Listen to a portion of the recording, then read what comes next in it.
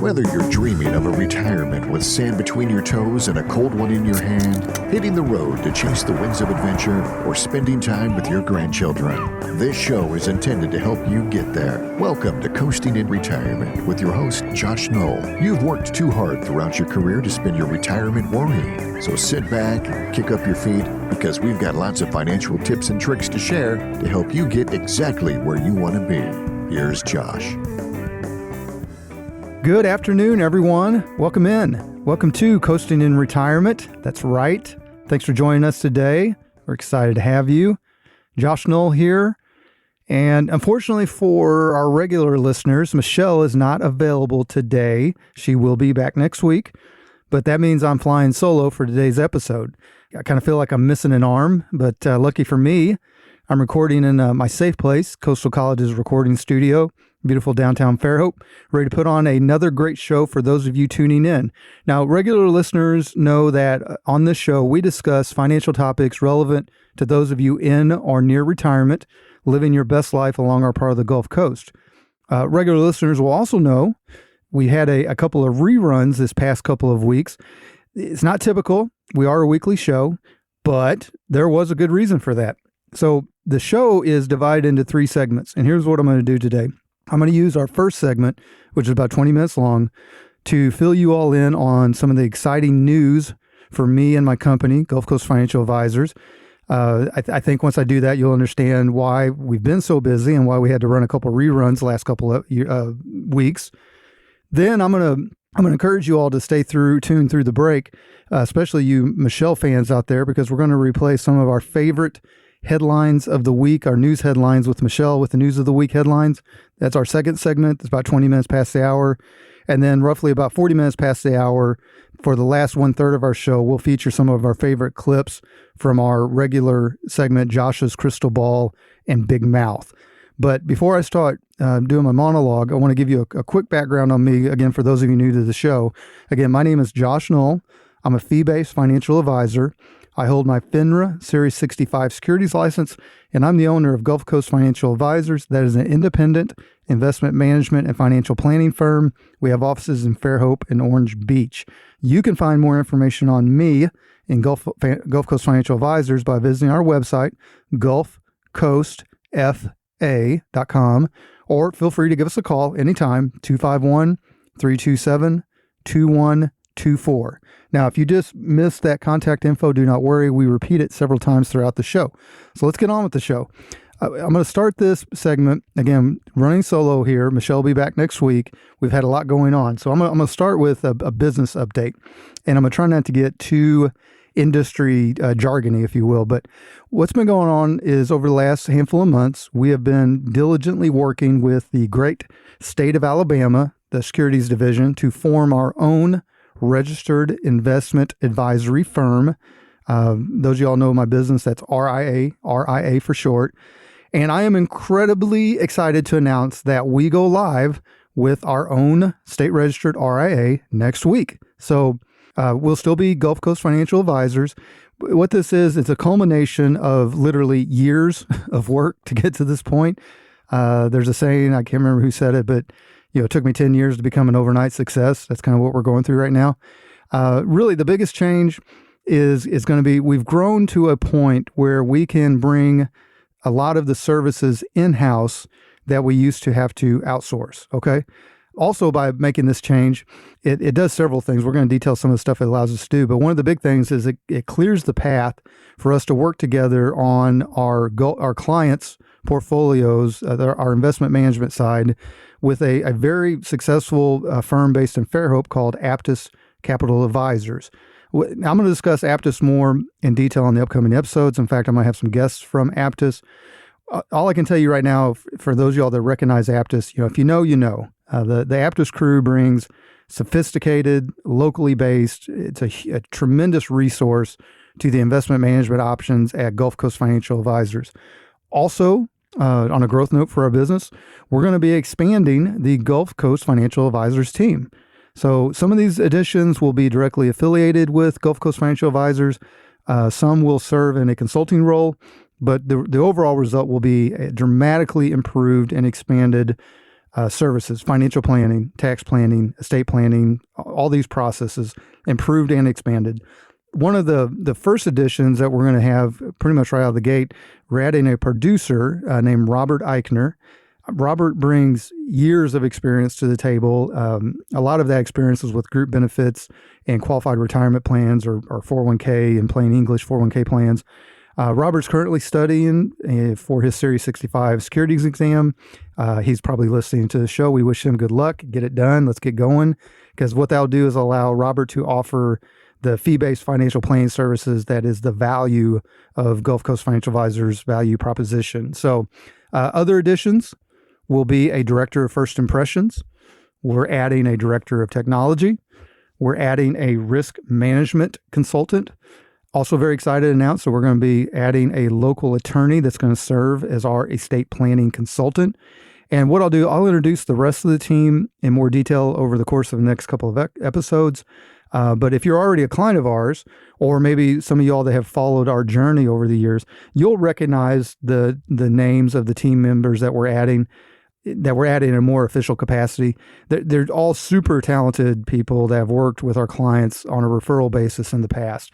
It's going to be a team, in my opinion, that's going to be super hard to beat, especially for those of you all that prefer to work with a locally owned, truly independent, fee-based, fiduciary first financial planning firm. If that is what you are looking for, I think we're going to have a really, really strong team coming to the table in a more official capacity, if you will.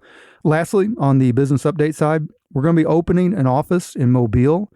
That will be in addition to our locations in Fairhope, downtown Fairhope, and in Orange Beach.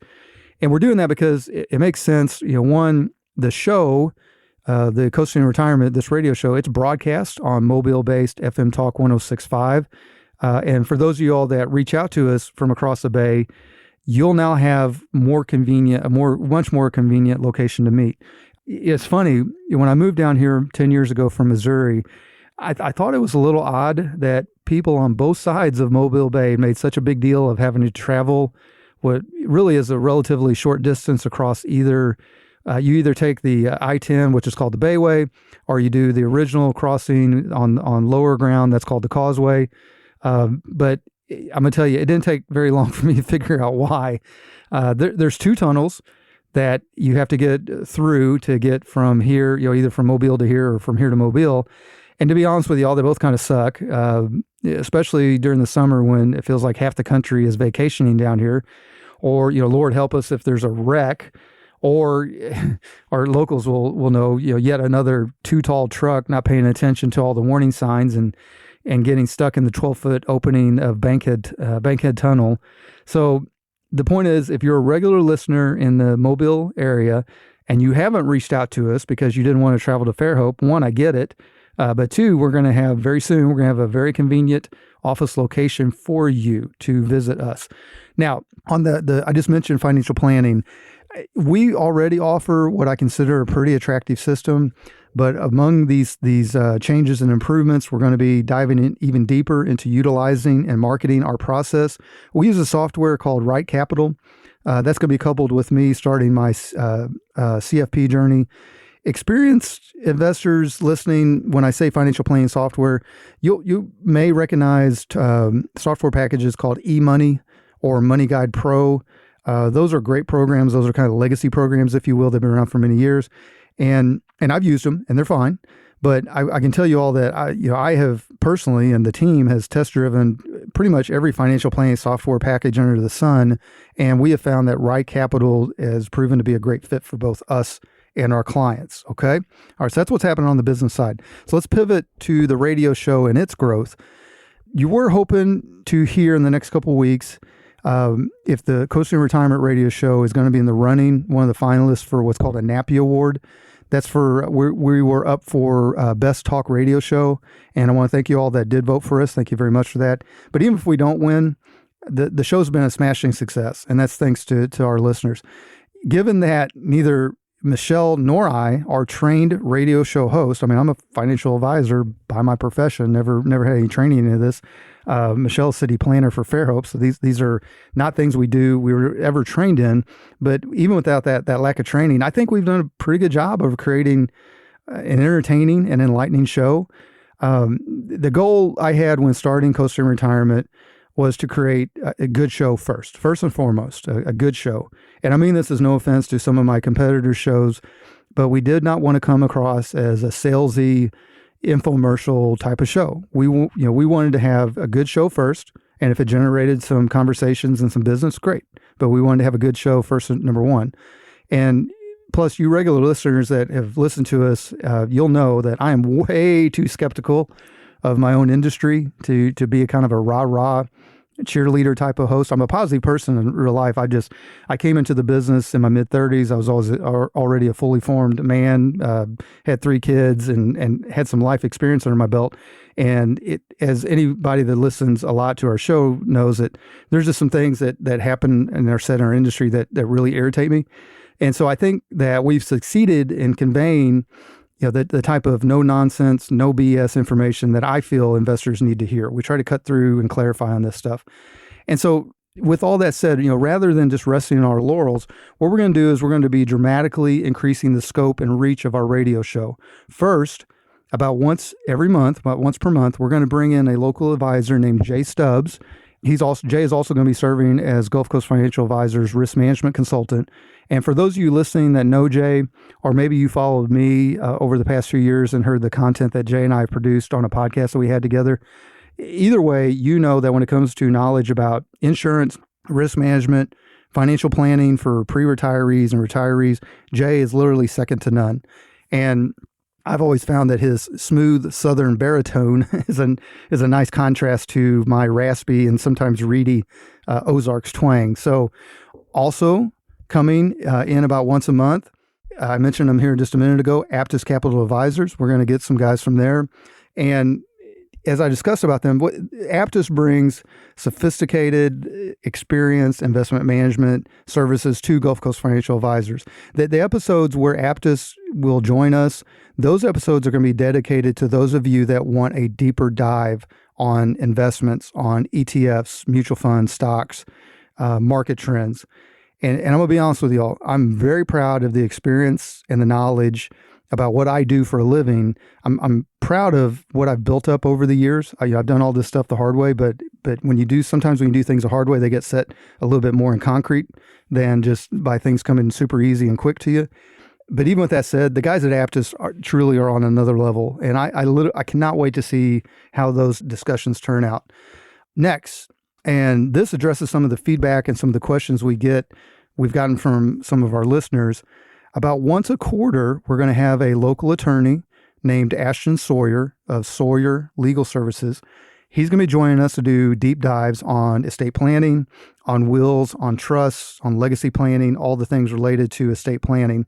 And just as with Aptus, Ashton brings years of experience and knowledge in his particular line of work, and he brings that to our team. It's a great resource, and honestly, just on top of just being, in my opinion, a fantastic human being. So I can't wait to share that with you.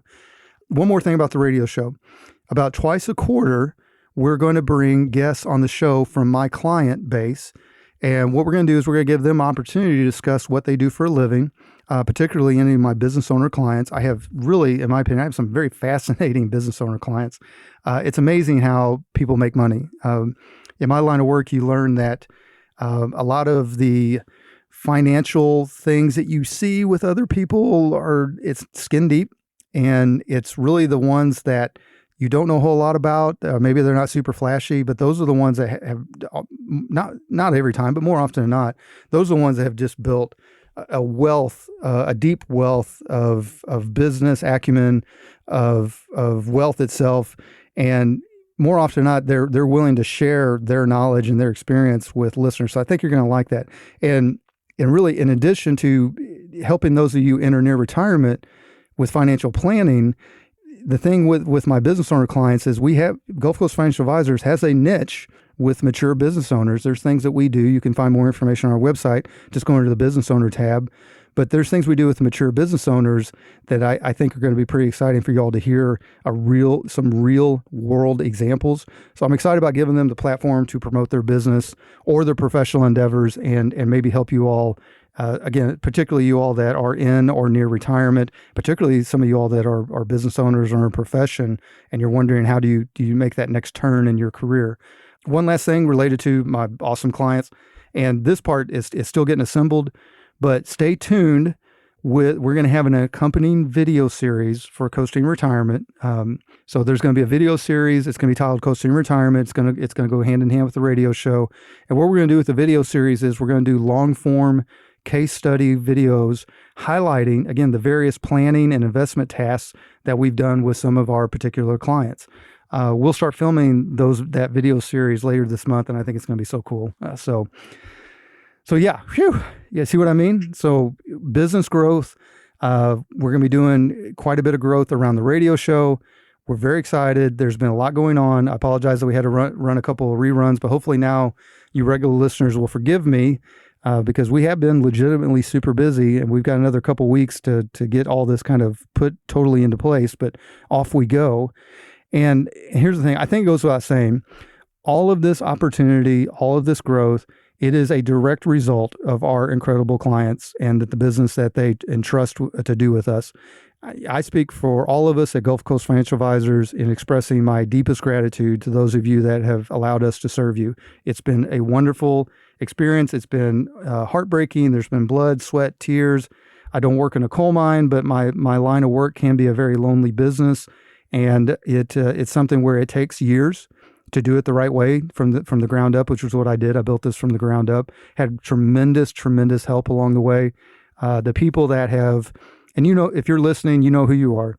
There have been people both professionally and personally that I can point to, that I can say, hey, Gulf Coast Financial Advisors not only is thriving, but there's an argument to be made that there were critical times in my career where maybe it wouldn't even existed without your help or your kind word or whatever you did to help us. And I just want to express all of my gratitude for that. On that note, at Gulf Coast Financial Advisors, we approach our financial and retirement planning exercises. The goal is to educate and enlighten our clients. There's never any pressure to make quick decisions or do business with us until you're comfortable. Michelle and I joke a little bit about it, but if you go talk to a quote unquote advisor and there's pressure to make a decision in the first meeting, I mean, that's fine if you're ready to go, if there's been pre-conversation, but if it's just straight up first meeting, cold meeting, and you're getting pressured to do some line of work or do a piece of business right off the get-go, that's tough because you're talking about the rest of your life. You're talking about your money. So we give everybody plenty of time. There's no pressure. We've been here for a while, and we're going to be here for a long while. So we got time. If you would like to set up an appointment and have a conversation about what you all individually need, give us a call, 251-327-2124. Or you can reach us on our website. That's gulfcoastfa.com. So that's Gulf like the Gulf of Mexico, Coast as in the show title, FA as in financialadvisor.com. On our site, in the upper right-hand corner, there's a blue button that will put a 15-minute introductory phone call on my calendar. You also can send me a message through the website. Or again, you can just call 251-327-2124. You can do all three. This is what I do. I am a proud father of three. I've got a fantastic wife, and family and God and all that comes first. But the business is very, very important. It provides for a lot of things that we do, provides for our life. And I'm proud of what I do, and I'm proud of where we've been. But we've got we've got so many exciting things ahead of us. And I really hope you all, any of you all that are looking for advice around what we do, give us a call. I think you'll be pleasantly surprised. All right. So, folks, coming up next, there's always a lot going on in the world, particularly the world of finance, investments, and money. So every week, Michelle and I scour what she calls the interwebs for helpful financial articles related to our topic of the day, especially articles that pertain to those of you in or near retirement. So if you want to join us after the break, you're going to hear Michelle and I discuss the relevant headlines in Michelle with the News of the Week segment. Now, it will be a replay, but we picked a couple of our favorite headlines, and sometimes we poke a little fun at them. And then, of course, the third segment, if you'll stick through all the way to the end of the show, Josh's big mouth and crystal ball. Then we get to make fun of me and my over-opinionated voice that I have sometimes. So anyway, stay tuned.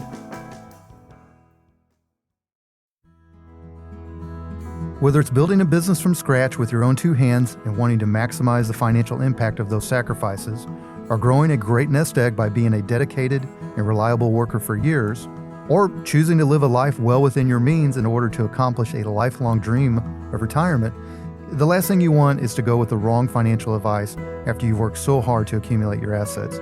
You've also probably spent most of your life putting others' needs ahead of your own, and now it's your turn. We can help. Gulf Coast Financial Advisors is a locally owned, independent, fee-based financial planning, investment management, and tax planning practice. We have offices in Fairhope and Orange Beach. We serve all of Baldwin County and the Gulf Coast. We also have an easy-to-understand fee-for-service model with no sales quotas, no proprietary products. Our ultimate responsibility is to our clients' goals and dreams. You can reach us at 251-327-2124 or find us online at gulfcoastfa.com. That's Gulf, like the Gulf of Mexico, Coast, FA as in financialadvisor.com. Welcome back to Coasting in Retirement. Your host, Josh Knoll here.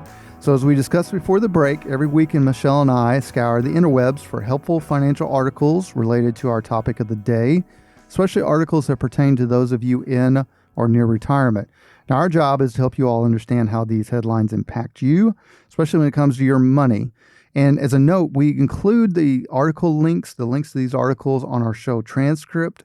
You can find that if you visit our website, gulfcoastfa.com. Just go into the podcast tab, look for Coasting in Retirement, and there'll be a transcript there with all the links to these articles that we find, because we try to put stuff up there that's going to help not only us produce a good show, but help the listeners, if they want to do further research, have good information. With all that said, and without further ado, here's Michelle with the news of the week.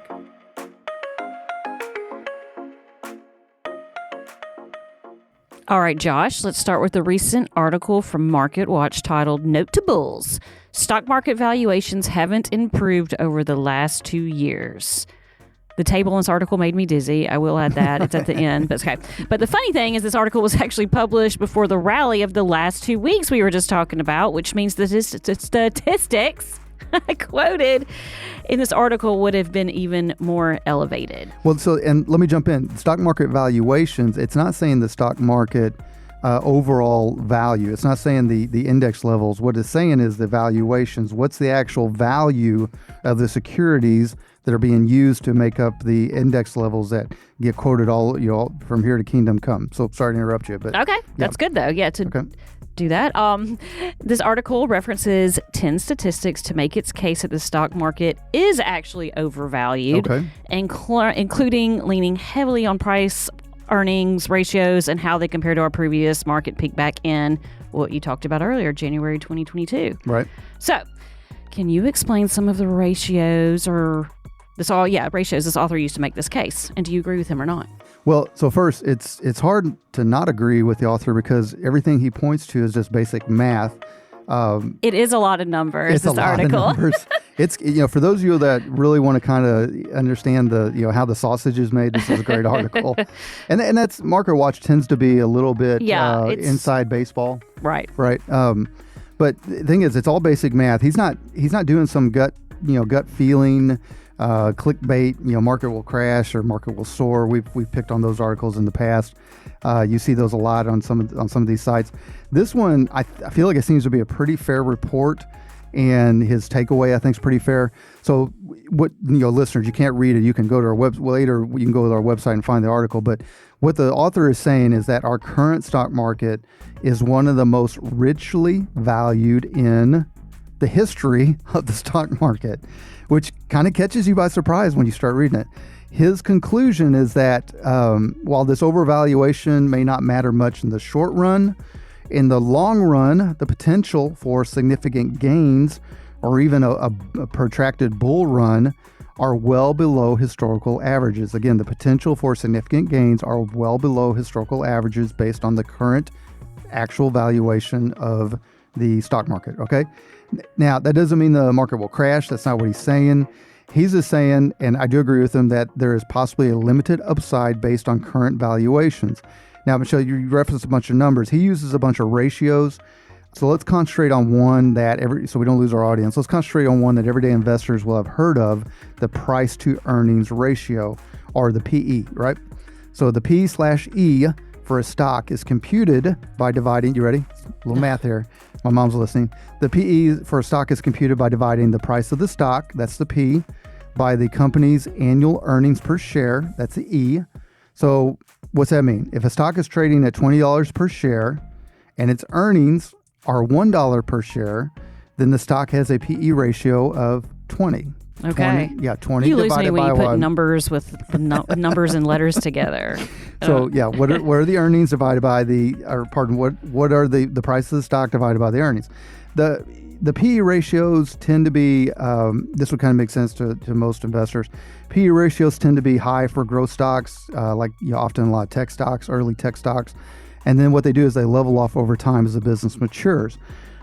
And what the author demonstrates in this article is that the PE ratios for a lot of market indexes is very high right now, in fact, historically high, which means that a lot of the business upside, the stock growth upside, is already captured in that valuation.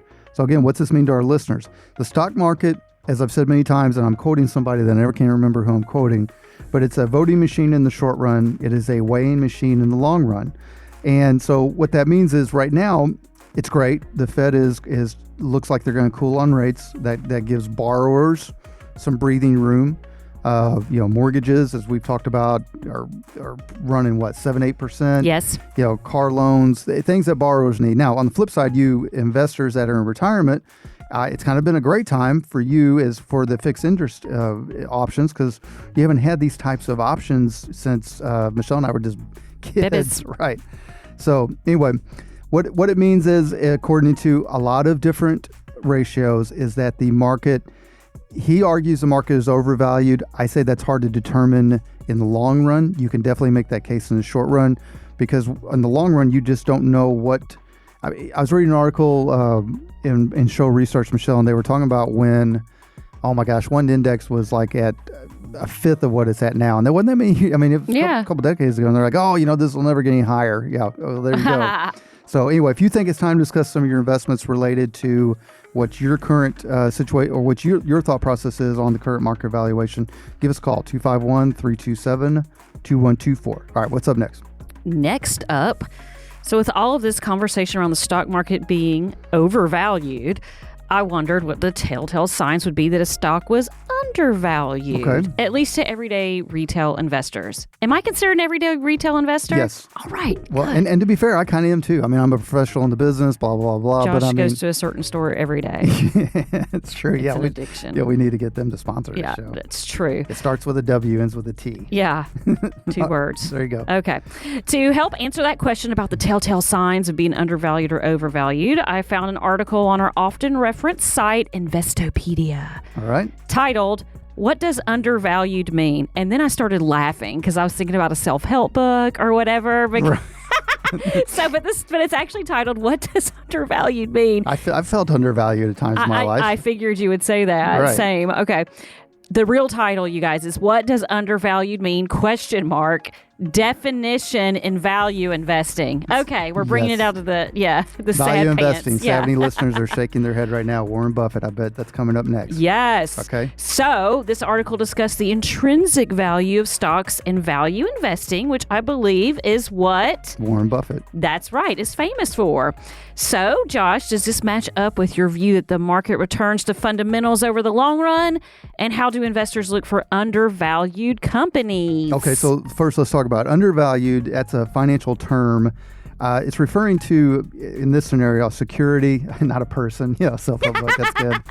It's referring to a security or other type of investment that's selling in the market for a price presumed to be below the investment's true intrinsic value. You're gonna we're going to Nerdville here a little bit, but back to Nerdville already. Already, the intrinsic value of a company is the present value of the future cash flows expected to be made by the company. Okay, got it. We'll come back to that. You project future cash flows, and then you do present value on them, and that's the intrinsic value. All right, an undervalued stock, you can evaluate it by looking at the underlying company's financial statements, cash flow, return on assets, return on investments, profit generation, net profit, gross profit, EBITDA, which is capital. I mean, there's all kinds of things you can look at, right, to help estimate a stock's intrinsic value. If you do all this exercise, which is what Warren Buffett is famous for, if you find a gap between the stock's intrinsic value and its current market price, and it's undervalued, and you buy it, congratulations, you're now a value investor. Boom. Got it. Now, for regular investors not named Warren Buffett, doing the sometimes sophisticated analysis of a company's future cash flows and balance sheet, one way to look at for value indications is back to the PE ratio, okay? The price versus earnings ratio we just discussed. If you want to, what you want to do is you want to compare PE ratios of companies in similar industries. For example, if Pepsi's PE ratio is significantly lower than Coca-Cola's, now assuming you're in a vacuum, because these are companies that do somewhat different things, but if Pepsi's PE ratio is significantly lower than Coca-Cola's, then Pepsi may be undervalued, right? Probably Get it? not. Well, probably.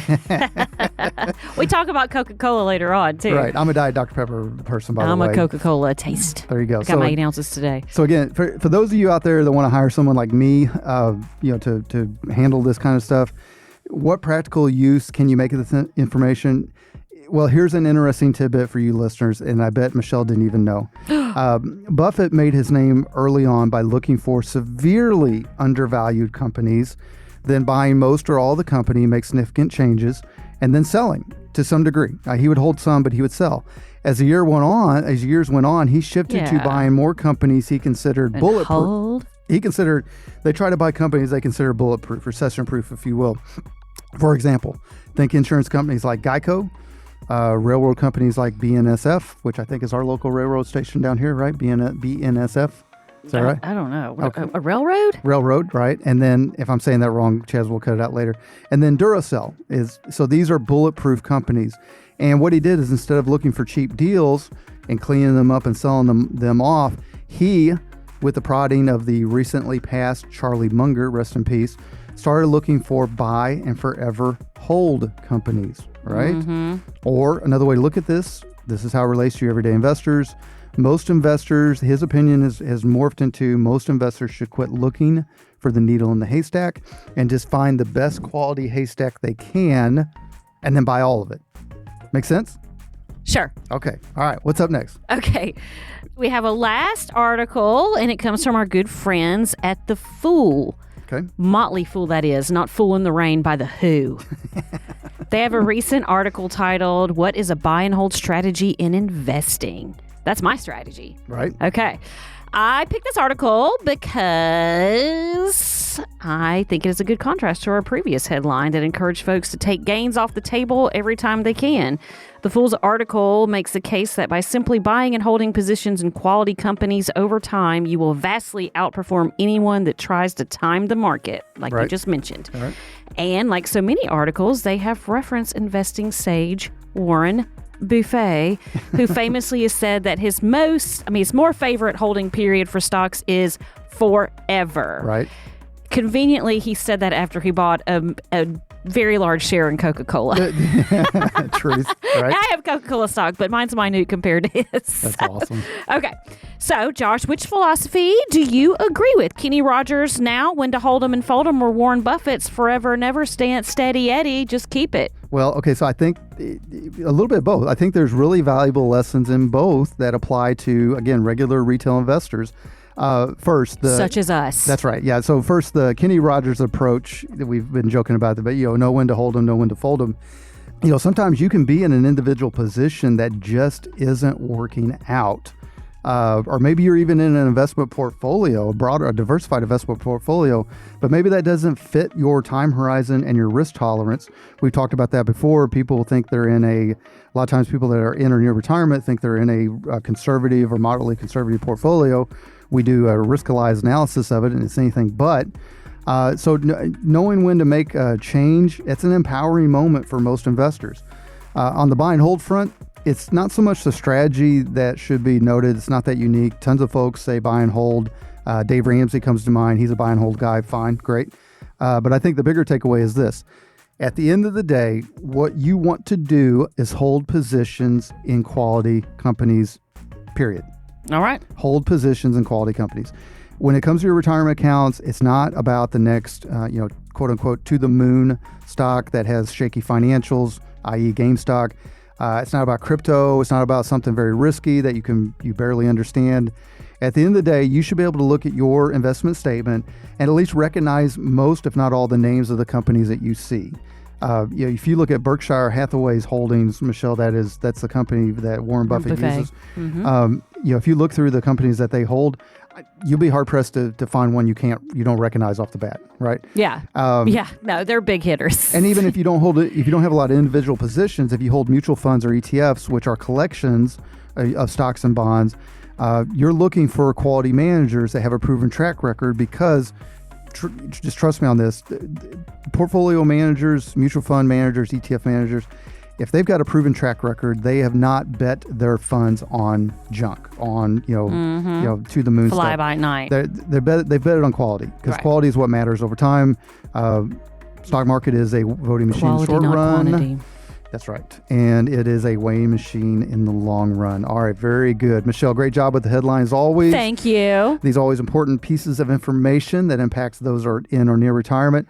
Now, listeners, if you have questions around the topics in our headlines of the week or questions related to your investment strategy or financial plan, why don't you give us a call at 251-327-2124. You can have a conversation with us, or you can set up an appointment. You can also use our calendar button on our website. That's on the front page, upper right-hand corner. It's a blue button. That website is gulfcoastfa.com, GULF, like the Gulf of Mexico. Coast is in the show title. FA is in financialadvisor.com. All right, folks, coming up next, Josh's crystal ball and big mouth.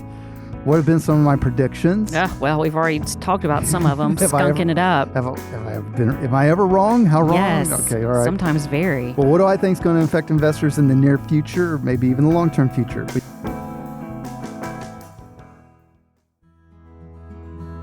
Whether it's building a business from scratch with your own two hands and wanting to maximize the financial impact of those sacrifices, or growing a great nest egg by being a dedicated and reliable worker for years, or choosing to live a life well within your means in order to accomplish a lifelong dream of retirement, the last thing you want is to go with the wrong financial advice after you've worked so hard to accumulate your assets. You've also probably spent most of your life putting others' needs ahead of your own, and now it's your turn. We can help. Gulf Coast Financial Advisors is a locally owned, independent, fee-based financial planning, investment management, and tax planning practice. We have offices in Fairhope and Orange Beach. We serve all of Baldwin County and the Gulf Coast. We also have an easy-to-understand fee-for-service model with no sales quotas, no proprietary products. Our ultimate responsibility is to our clients' goals and dreams. You can reach us at 251-327-2124 or find us online at gulfcoastfa.com. That's GULF, like the Gulf of Mexico, Coast, FA is in financialadvisor.com.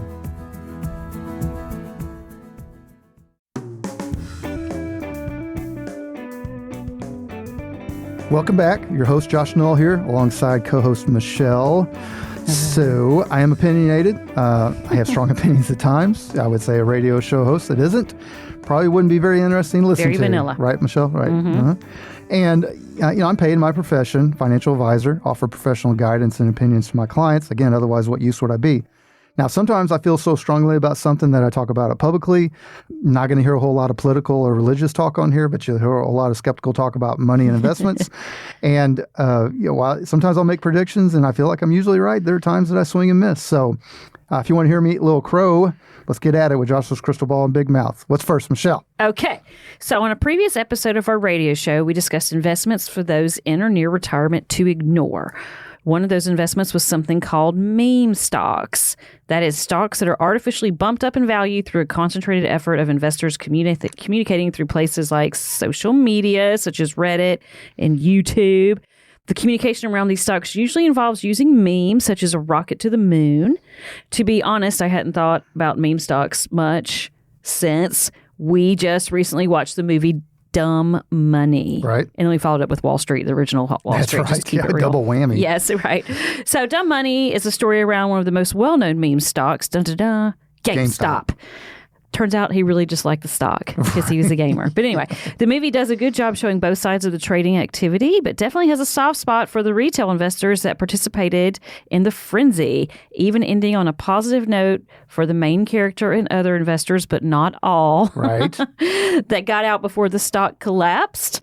So, did seeing how regular people were able to dramatically increase their wealth through investing in a meme stock soften your stance on said meme stocks? Well, on the actual meme stock, no, it did not. On the people, they did a great job of humanizing Yes, a lot of those people. they did. I mean, you really had a lot of empathy for them. Right. Yeah, and of course, you and I are yelling at it's like we were watching a horror movie and telling them to get out. Yeah, yeah. Yeah, we're yelling at sell. What are you waiting on, dummy? One of the main characters did not, and she was negative on her net worth, right? Yeah. I mean, I wonder how, are those numbers, how real world were they based on? But it looks like the guy that actually he walked away with 174 million. Roaring Kitty, whatever. It looks like he walked away doing pretty well. Yeah. But remember, this is a great example of a couple different things. One, on a practical side for you folks that are in or near retirement, or just investors in general, but especially those of you that are in or near retirement, the volatility that this meme stock and probably every other meme stock that's come on the scene experienced over that time period would have been, if you had a significant amount of your wealth tied up in stuff like this, my gosh, I mean, talk about not living to Social Security, you would have had a stroke. I mean, this thing was going up and down all over the place, right? Second, I think it's a good point, and this probably comes back to a little bit more of what I'd say ethics to some degree. As we saw in the show, yes, some of the average, everyday retail investors came out pretty good on that. Some of them, when you come out on this type of thing, when you're buying something that's ridiculously overvalued, that means that somebody, when you go to sell it, that means you're selling it to somebody else at a ridiculous overvaluation, right? Mm-hmm. And a lot of times you're kind of preying on the ignorance or the overexcitement of it. It can be a little bit of a zero-sum game. It's not quite exactly like crypto. There, at least GameStop had physical locations, had revenue and all that, right? But it definitely, it's one of those things where it's the, what do you call it when you run around and try to sit on a chair in the music place? What am I trying to spit out here? Musical chairs? Musical chairs. Yeah, it was kind of musical chairs. And some of them got out before the others and they did okay. And then, as we saw in the movie, some held on to it. And some of them are probably still holding on to it with hope, right? Yeah. Yeah, but there has to be an underlying, there's got to be some type of intrinsic value to make a stock price stick for the long run. So no on meme stocks, but yeah, definitely. You saw the humanity around some people that were trying to, and you also, I mean, they did a good job of portraying the guys that played the Wall Street guys. They did a great job of portraying them as total pigs. I mean, yeah. And the Robin Hood guys being aloof. That was not a good look. Yeah, not a good look. So, all right, what's next? Okay, all right. So, as many listeners know, you've been openly critical about cryptocurrencies, especially when it comes to retail investors in or near retirement. IEC above. Yes, all the previous episodes. You've also been pretty open that you think that artificial intelligence, or AI, has both stolen crypto's thunder as a more attractive bet for future growth and opportunities, at least from an investor's perspective. With the recent positive news for crypto in the form of approved ETFs, and surprisingly, FTX announcing that they would pay back their customers in full, coupled with the somewhat bad news for AI in the form of AI-generated phone scams. And the whole Taylor Swift thing last week. AI generated. Very deep fake, freaked people out. It's still happening. Anyway. Yeah, AI has not had a couple good weeks of news. Right. So, in light of all this, does it change what your big mouth has to say about these two technologies, AI and crypto? Well, okay, so let's for folks, your regular people I don't know if necessarily pay a whole lot of attention to this. It's just in the news a lot. But so let's talk about AI. AI right now is being led by and generated by the largest of the tech firms. So think Microsoft with OpenAI, think Google, and even Tesla, which if you want to call Tesla a tech stock, they're valued as if they were a tech stock and not a car producer. But or a company that puts chips in people's brains. That's right. Yeah, that too. Happened. So the AI in these large tech firms is truly the opposite of crypto, which is primarily composed of smaller groups or companies trying to find a reason for a niche technology to be adopted by the masses. I think that's a fair statement. I don't think it's overly critical. We'll get critical later. Yeah. AI, by definition, is a centralized system. what I mean by that, you got to go to Google to access Bard. You got to go to do your chat, but to do the chatbot stuff. Right. You got. I mean, it has its own thing, but when you're dealing with Bard, you're dealing with Google. Like technically, you're dealing with Alphabet. Yeah. So, and then on the opposite side, crypto is supposed to be decentralized. Although I think I would argue that a lot of people are learning this isn't exactly what it's cracked up to be. And I could be wrong on this, Crypto Bro. Correct me if I'm wrong, but I don't believe AI, artificial intelligence, can run on the blockchain, which is the underlying technology of crypto. Right. So let me say this as it relates to crypto. Sometimes both arguments for and against crypto can be true. Crypto and the underlying technology could work its way into mass adoption, and it could be a gigantic waste of time for investors. Both things could be true. I buy that. Blockchain, you can dress it up as much as you want, but it's basically a fancy database. Okay. And so let me give you this example, Michelle. Are we back? Okay. We're going to Nerdville. Did you know that in the 1980s... Are we going back in the 80s? We are. Rewind. Again. Okay. In the 80s, there was a technology developed that could handle complex calculations. It could serve as a relatively sophisticated database, at least during its time, and it revolutionized people's ability to gather, track, and conduct financial business. Do you know what it was called? No. It was called Lotus. Lotus. Or more specifically, Lotus 123. Okay. Is Lotus spreadsheet. And I'm sure that in its time, it probably made its parents' company and its investors a good chunk of money, at least in the early years. But all it took was Microsoft to come in to develop its own spreadsheet eventually called Excel. Oh. And what happened is eventually it drove Lotus 123 into being completely irrelevant. So how's that relate to what I'm talking about with crypto? If you had put all your money into Lotus in 1980, how happy, and remember, Excel came on the scene in the mid-'80s. It didn't take very long. Okay, I was wondering. It didn't take long for Microsoft to see that Lotus had something figured out.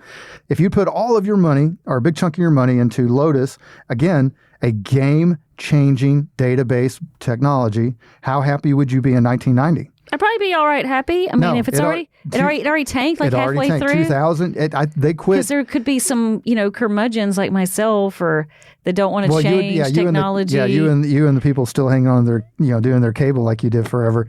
Yes. So you might have kept it alive for a while. I still have checkbooks. But it went away about 10 years ago, and it was on life support at that point. Oh, wow, okay. So if you had done all this 10 years, 15 years later, you wouldn't be happy at all. In fact, you'd be broke if you put most of your wealth into it. So here's my point. Maybe blockchain is the next Lotus 123, and maybe it will change the world, or maybe it will fade out, or maybe it will be replaced by better technology, something like AI. Okay. Got it? Got it. Good. All right. We got time for one more? Yeah, I think so. Anyone that knows you well knows that you have, let's call it, an aversion to flying an aircraft. Yeah, this obviously has nothing to do with investments. Clearly. Right. Does it? I don't know. Get to know your Boeing host. in here. So, okay. I've heard you state on more than one occasion that someone that ran all types of equipment and machinery in your younger years, the one consistent thing is that machines tend to break, and that an airplane is no different than the other machine. Correct. It's got a lot of checks that go into it. Doesn't matter. Okay. So with all the bad news around Boeing's MAX 737 airplane, from the tragedy of 2 crashes that killed hundreds to actual pieces of the aircraft falling off, which was very frightening. One door shuts, another one opens. Flight. Yes. In flight. All that happening in flight. Not ideal. Just a few weeks ago, what are you going to do? You're just going to go all John Madden and take a bus while you travel long distances? And we did see a real actual Greyhound on I-65 past weekend. Well, so John Madden was a very prominent. He was a NFL coach. People know who he is. I mean, he's still alive, isn't he? No, he passed. Oh, but you didn't know he had a fear of flying, and I did not. He first started. This has completely nothing to do with money. Dolly Parton rented him or let him have her tour bus. Dolly Parton. Way to go, Dolly. Because she'd heard that he was terrified of flying. He loved it so much that he eventually struck a deal with Greyhound, who supplied him a luxury bus and a driver for free in return for him advertising them, right? Okay. So in between the games, instead of flying from city to city for Monday Night Football, he would drive his bus. When he was a commentator, he still was forced to do it as a coach with a team and whatnot. Right, previous to that, right. And I guess, what little I can remember about those years, but I think a team he had been on previously, Cal Poly. had a bad plane crash, killed a lot of his friends. Killed half the people on board, a lot of which he So back knew. to my fear of flying. So yeah. Even Aretha Franklin and John Madden. Yeah, Aretha Franklin, she was driven everywhere. She didn't like flying. Man, listen, if I could, and Madden had a great point. He got to go all these towns on his travels. He would just pop into diners. With tofurkeys. He would pop into like Turkeys or whatever he did. People would be having a softball game and John Madden would be sitting in the stands, in Wapapill, Missouri kind of areas kind of thing. So I would love that. Yes, Michelle's right. I do have fear of flying. I think it is centered around, one, I'm from the country. Country people don't fly much, especially when we're young. We just don't. The flying machines. Two, I ran a whole bunch of heavy equipment. I worked with a lot of machinery. And the one thing, like Michelle said, it had in common is stuff breaks. Machines break. And I think my point has been made because a piece of an aircraft fell off of the aircraft in flight. Well, I mean, doors opened and closed too. I know. Thank God everybody was buckled up. So, well, listeners, obviously it has nothing to do with investments, but this is my big mouth, and my big mouth is right. I mean, it kind of does. Maybe not invest into certain areas. Boeing's getting smoked. Right. Now, you know what? I'm glad you said that, Michelle. We'll end the segment with this. This is, it's a terrible tragedy, especially with the people that died, and I'm sure the people that had the part fly off are going to be like me, and they're going to just take a Greyhound everywhere. But this has got to be a huge win for Airbus. Which is here. Yeah, Treasuries Mobile. I bet. I know they're not. That'd be kind of dancing on the grave, so to speak. But I'm assuming because what Airbus has done is just proved that it's competent. Yeah. Compared to Boeing, and we'll talk more about Boeing some other time. It's not. I want to make sure if anybody that's listening that works for Boeing, we don't. I think any fair person would not necessarily hold the workers accountable. What they did is they had a change in leadership that went just really too hard after profits and getting planes out the door. And when you're talking about something as sophisticated as an airplane, you can't do that. So, all right, very good. Is that it? That is all this week. Well, listeners, I hope you enjoyed a peek behind the curtain and how I form my opinions and predictions. And more importantly, that I'm willing to admit when I'm wrong, which I'm not wrong on flying. Now, to our listeners that have more questions about the various investments and topics that we discussed in this segment, particularly those of you all that are looking for financial planning assistance or considering trying to work out when to claim your Social Security, we invite you to reach out to us. Call anytime. 251-327-2124, or find us on our website, gulfcoastfa.com. Gulf like the Gulf of Mexico, Coast like the show title, FA is in financialadvisor.com. Well, folks, that's here for us this week at Coasting in Retirement. I want to give a huge thank you to my lovely co-host, Michelle Lee Melton. Yay, that's me. That's right. Thank you to our awesome radio station, FM Talk 106.5 out of Mobile. Many thanks to the provider of our show music. That's local band Sloth Racer. Many thanks and kudos to our awesome editor and producer of the show, Chazare Gray. And as always, my sincere appreciation for all of you out there that have been listening and joining us on this journey. We would love to be part of your financial journey as well. Till we talk again next Sunday, have a wonderful and productive week.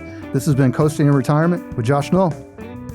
Advisory services offered through Prime Capital Investment Advisors, LLC, a federally registered investment advisor. Prime Capital Investment Advisors, LLC, 6201 College Boulevard, 7th floor, Overland Park, Kansas, 66211. Prime Capital Investment Advisors, LLC, doing business as Prime Capital Wealth Management and Qualified Plan Advisors and Gulf Coast Financial Advisors are not affiliated. Gulf Coast Financial Advisors, Prime Capital Investment Advisors, Prime Capital Wealth Management, and Qualified Plan Advisors do not provide tax, legal, or accounting advice. This content has been prepared for informational purposes only and is not intended to provide and should not be relied on for tax, legal, or accounting advice. The information provided herein is not a complete analysis of every material fact regarding any strategy. It is intended only to provide insight into the opinions of the author. All information presented is for educational purposes only and is not an offer or solicitation for the sale or purchase of any securities. Content offers commentary and generalized research, not personalized investment advice, and is for informational purposes only and does not constitute a complete description of our investment services or performance. All investments involve risk and, unless otherwise stated, are not guaranteed. Be sure to first consult with a qualified legal professional and/or tax professional before implementing any strategy discussed here.